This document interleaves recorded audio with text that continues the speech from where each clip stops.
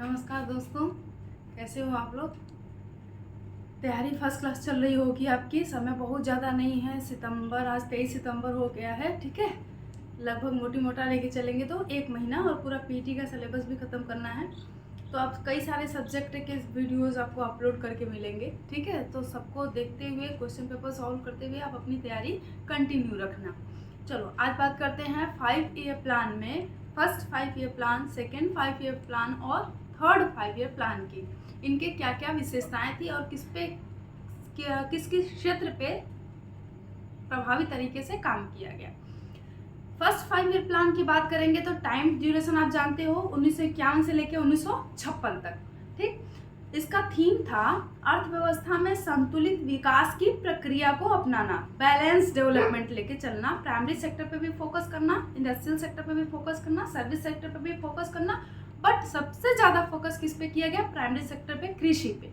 क्योंकि आज़ादी के बाद की समस्या आप देखोगे तो भुखमरी की समस्या यानी रोटी कपड़ा मकान की समस्या सबसे प्राथमिक समस्या होती है। तो सबसे पहले भोजन की सुनिश्चितता तय करना ज़्यादा आवश्यक था। सो फर्स्ट 5 ईयर प्लान में किस पे फोकस किया जाएगा, एग्रीकल्चर, कृषि पर, कृषि एवं संबद्ध क्षेत्र जिसे हम प्राइमरी सेक्टर भी कहते हैं। ठीक है, तो चूंकि इस सेक्टर में कैसे डेवलपमेंट हो इसके लिए एक कमेटी गठित की गई थी, एच.डी. हेराल्ड, जिसे एच.डी. मॉडल कहते हैं, हेराल्ड डोमर मॉडल। उनके अध्यक्ष इन लोग दो मेंबर थे, हेराल्ड और डोमर, टाइटल नेम हमने ले लिया है।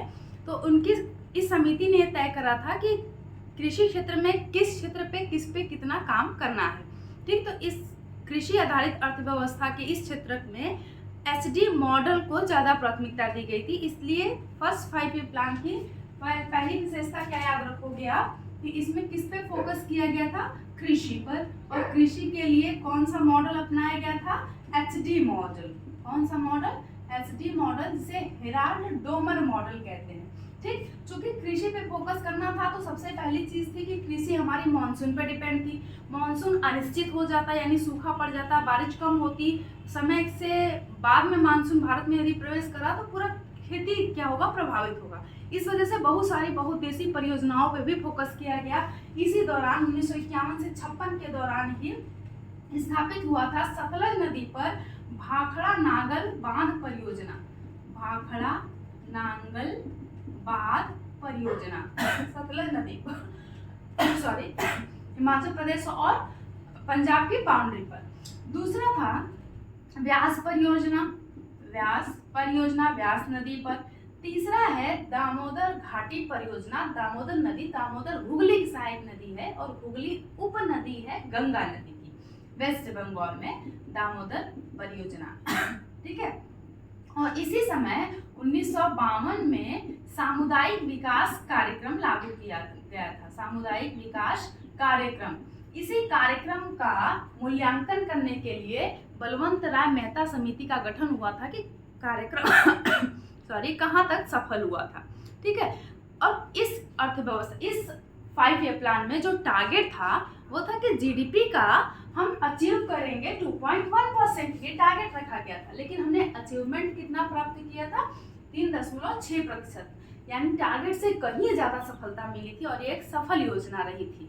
क्योंकि आज़ाद हुए थे, लोगों के अंदर ईमानदारी कूट कूट के भरी थी, सभी लोग निष्ठा के साथ कार्य कर रहे थे, हर सेक्टर पे काम हो रहा था। उस समय देश के लिए समस्याओं से जूझना बहुत बड़ी चीज़ थी। तो ये अर्थव्यवस्था, ये 5 ईयर प्लान बहुत ज़्यादा सफल रही। तो फर्स्ट 5 ईयर प्लान में कितने पॉइंट याद रखने हैं। फर्स्ट पॉइंट किस पे फोकस किया गया था, कृषि पर। दूसरा पॉइंट किस मॉडल से जानते हैं, एच.डी. मॉडल से। तीसरा पॉइंट भाखड़ा नांगल बांध व्यास परियोजना, दामोदर नदी घाटी परियोजना, इसी के तहत स्थापित किया गया। चौथा पॉइंट सामुदायिक विकास कार्यक्रम की शुरुआत इसी के तहत हुई। पांचवा पॉइंट इसका विषय वस्तु था अर्थव्यवस्था के संतुलित विकास की प्रक्रिया को सुनिश्चित करना। और छठा पॉइंट आपको याद रखना है कि इसमें टारगेट रखा गया था 2.1% और अचीवमेंट हुआ था 3.6%। ठीक है, चलो नेक्स्ट बात करते हैं सेकेंड 5 ईयर प्लान की। सेकेंड 5 ईयर प्लान में चूंकि कृषि का विकास तभी होगा जब इंफ्रास्ट्रक्चर डेवलप होगा, यानी ट्रैक्टर की सुविधा रहेगी। ठीक है, और जब हम चलते हैं कीटनाशक का छिड़काव करने के लिए तो उचित जो इक्विपमेंट है वो हमारे पास नहीं है, ट्रैक्टर नहीं है, टूल्स हमारे पास खेती करने का नहीं है, थ्रेशर नहीं है, हार्वेस्टिंग मशीन नहीं है। तो अब इससे हमारी कृषि पिछड़ गई। तो अब ये समस्या समझ में आने लगी कि पहले हमको इंडस्ट्रियल सेक्टर पे काम करना पड़ेगा, और इंडस्ट्रियल सेक्टर सर्विस सेक्टर और एग्रीकल्चर सेक्टर दोनों को बूस्ट करेगा। ठीक है, तो दूसरी अर्थव्यवस्था में किस पे फोकस किया गया था? उद्योग पर। किस पे फोकस किया गया? उद्योग पर फोकस किया गया। ठीक है, और इसका विषय वस्तु क्या था? समाजवादी समाज की स्थापना करना। दूसरी अर्थव्यवस्था, चूंकि पहली अर्थव्यवस्था को क्या मॉडल का नाम दिया गया था? एचडी मॉडल का नाम दिया गया था, और दूसरी अर्थव्यवस्था को नाम दिया गया था PC Mahalanobis model. PC Mahalanobis model. ठीक है, पीसी महालनोबिस मॉडल जो किस पे फोकस करता है? इंडस्ट्रियल सेक्टर, उद्योग सेक्टर की एमएसएमई सेक्टर को कैसे डेवलप करना है, और बड़े उद्योग स्थापित करने हैं कि कुटीर उद्योग को कैसे सपोर्ट करना है। ये पूरा स्ट्रक्चर तैयार किया गया था पीसी महालनोबिस के द्वारा, इस वजह से इसको पीसी महालनोबिस मॉडल कहा जाता है। जब भी इंडस्ट्रियल सेक्टर की बात करेंगे तो इसी के तहत जर्मनी के सहयोग से राउरकेला लोहा एवं इस्पात उद्योग की स्थापना हुई थी। संस्थान जो था राउरकेला, लिखेंगे राउरकेला कहाँ पे है? उड़ीसा में। किसके सहयोग से स्थापित किया गया? जर्मनी के सहयोग से। ठीक है, आयरन एंड इस्पात फैक्ट्री। दूसरा भिलाई लोहा एवं इस्पात उद्योग। भिलाई कहाँ है? छत्तीसगढ़। ठीक है, किसके सहयोग से स्थापित किया गया? रूस के सहयोग से। इसी समय राउरकेला और भिलाई हो गया, और एक है दुर्गापुर लोहा एवं इस्पात उद्योग। कहाँ पे है? वेस्ट बंगाल। किसके सहयोग से? ब्रिटेन के सहयोग से। ठीक है, ये स्थापित किया गया कब? सेकेंड 5 ईयर प्लान के दौरान। सही है, उद्योग पे फोकस। टारगेट कितना रखा गया? 4.5%, लेकिन अचीवमेंट हुआ 4.1%, यानी जीडीपी का 4.5% ग्रोथ रेट लेके चलना था, लेकिन हुआ कितना? 4.1%। तो ये योजना अपने उद्देश्य को प्राप्त करने में असफल रही थी। ठीक है, दूसरी पंचवर्षीय योजना में इतनी चीजें याद रखनी है। तीसरी पंचवर्षीय योजना की बात करते हैं। थर्ड 5 ईयर प्लान जो है उसमें टारगेट रखा गया था 5.6%। ठीक है, इसमें टारगेट रखा गया था 5.6%, और इसमें हमारा जो अचीवमेंट था वो था 2.8%, यानी उद्देश्य से बहुत ज्यादा कम प्राप्त हुआ था। समय देखो क्या है? 1956 से 1961, और ये हो जाएगा 1961 से 1966 तक। अब प्रॉब्लम देखो क्या क्या आ रही है। 1961 से 66 के बीच में सबसे पहली प्रॉब्लम आ रही है कि यहाँ पे 1962 में इंडो चाइना वार, अर्थव्यवस्था बहुत ज्यादा लड़खड़ा गई। दूसरा, एक युद्ध से उबरे नहीं थे। 1965 में इंडो पाकिस्तान वार, दूसरी प्रॉब्लम आ गई। अर्थव्यवस्था में खाद्य संकट आ गया, बहुत ज़्यादा हमारा रेवेन्यू जो है वो युद्ध में खर्च हो गया, डिफेंस सेक्टर पे खर्च हो गया, सेना में खर्च हो गया, और युद्ध के बाद उसी समय अकाल भी पड़ गया था। अकाल पड़ने की वजह से अनाज का उत्पादन भी कम हो गया था, अर्थव्यवस्था एकदम संकट में चल रही थी।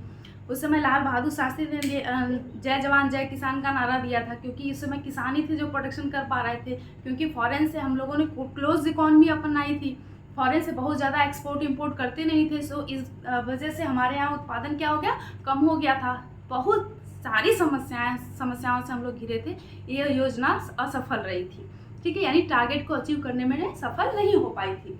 और इसका विषय था अर्थव्यवस्था को आत्मनिर्भर बनाना तथा स्वतः स्फूर्त बनाना। प्रॉब्लम देखो, प्रॉब्लम क्या है? तो सोल्यूशन दूसरी आधार से होगा, क्योंकि हमारी अर्थव्यवस्था अब हमारे पास भोजन के लिए भी दूसरे पे डिपेंड है, रहना पड़ रहा है, आयात करना पड़ रहा है, यूएसए से इंसिस्ट करना पड़ रहा है। तो उस समय ये ज़्यादा जरूरी था कि पहले हम अपने इकोनॉमी को आत्मनिर्भर बनाएं, यानी जितना हमको कंज्यूम करना है उतना प्रोडक्शन हम खुद करें।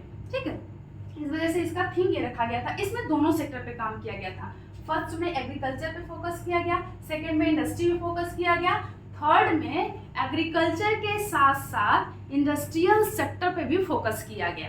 ठीक है, प्राथमिक यानी कि कृषि और उद्योग दोनों पे काम किया गया था। और इसी समय देखोगे, चूंकि भोजन की कमी हो गई थी, उत्पादन कम हुआ था, तो हमें कृषि क्षेत्र में कुछ नया करने की भी जरूरत थी। इसी समय हरित क्रांति भारत में आया था। हरित क्रांति, ये पूरा एक टॉपिक है। ठीक है, इसका जनक किसको कहा जाता है भारत में? MS स्वामीनाथन को। थर्ड 5 ईयर प्लान के तहत ये एग्जीक्यूट करा गया था। क्या है इसके बारे में नेक्स्ट क्लास में बात करेंगे, स्पेशल क्लास में। और इसमें उद्योग पे भी फोकस किया गया था। कैसे? इसी समय Bokaro iron and steel industry लगाया गया था। Bokaro iron and steel industry, बात समझ आई? तो ये इंडस्ट्रियल सेक्टर पे भी फोकस किया जा रहा है। नेक्स्ट है इसके अंतर्गत, हो गया हरित क्रांति भी हो गया। कितने पॉइंट? हाँ, विषय वस्तु ये हो गई। चलो अब थर्ड 5 ईयर प्लान में कितना पॉइंट याद रखना है? फर्स्ट 5 पॉइंट याद रखना है कि इसमें जो टारगेट रखा गया था वो रखा गया था 5.6%, अचीवमेंट हुआ था 2.8%। दूसरा पॉइंट याद रखना है, विषय वस्तु क्या थी? अर्थव्यवस्था को आत्मनिर्भर बनाना तथा स्वतः स्फूर्त बनाना। तीसरा पॉइंट क्या था कि ये अर्थव्यवस्था असफल रही थी। क्यों? क्योंकि 1962 में इंडो चाइना वार, 1965 में इंडो पाकिस्तान वार। चौथा पॉइंट याद रखना है कि इसी समय हरित क्रांति की शुरुआत हुई थी। पांचवा पॉइंट याद रखना है कि इसमें बोकारो इंडस्ट्री की स्थापना 1964 में हुई थी। आयरन एंड स्टील इंडस्ट्री की स्थापना 1964 में हुई थी। और नेक्स्ट पॉइंट क्या रखना है कि अर्थव्यवस्था को आत्मनिर्भर बनाना तथा स्वतः स्फूर्त बनाना, ये इसका थीम था। और कृषि और उद्योग दोनों क्षेत्र पे काम किया गया था। ठीक है, तो चूंकि 1965 के बाद 1962 के 2 युद्ध झेलने के बाद हमारी अर्थव्यवस्था बहुत ज़्यादा लड़खड़ा गई थी, इस वजह से इसके बाद 5 ईयर प्लान को कुछ देर के लिए, कुछ साल के लिए रोक दिया गया, जिसे योजना अवकाश कहा गया। ठीक है, तो नेक्स्ट क्लास में हम बात करेंगे 4th 5 year plan, 5th 5 year, 6th 7th 4 5 year plan की बात करेंगे नेक्स्ट क्लास में। नेक्स्ट क्लास में जो बचे हुए हैं उसकी बात करेंगे और क्लास ओवर हो जाएगा। Okay, thank you.